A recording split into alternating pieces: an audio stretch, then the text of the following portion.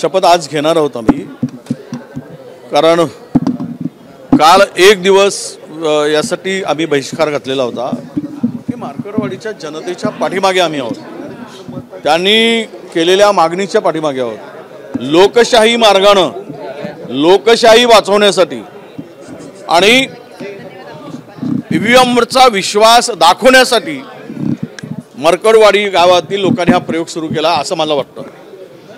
जर सरकारला जनतेच्या जनाधारामुळे सरकार आलं असेल आणि यामध्ये ईव्हीएमचा कुठलाही सहभाग किंवा सहकार्य नसेल तर या सरकारने का त्याला विरोध करतायत? मार्करवाडीच्या लोकांच्या मागणीला का विरोध करावा?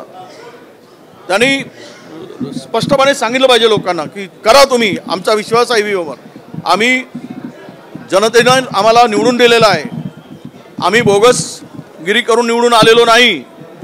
हा एक विश्वास सरकारला संपादन करण्याची योग्य संधी मार्करवाडीच्या लोकांनी दिली आहे असं मी मानतो।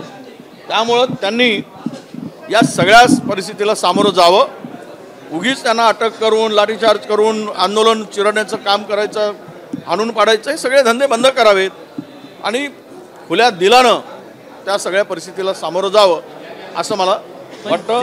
म्हणून काल आम्ही तो निषेध केला, आज आमची शपथविधी होईल। फडणवीस असं म्हणतात की हा जो निकाल आहे तो विरोधकांनी लवकरात लवकर मान्य करावा असं त्यांचं मत आहे।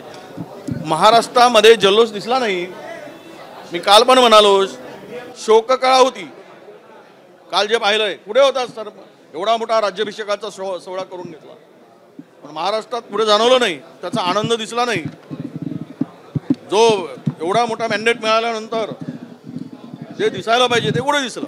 यावरून लोकांच्या मनात काय हे लोकांनी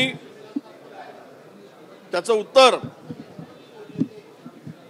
मला वाटतं की महाराष्ट्रातल्या लोकांनी दिलेलं आहे, त्यामुळे यावर अधिक भाष्य करण्याची गरज वाटत नाही। थँक्यू। एबीपी माझा, उघडा डोळे बघा नीट।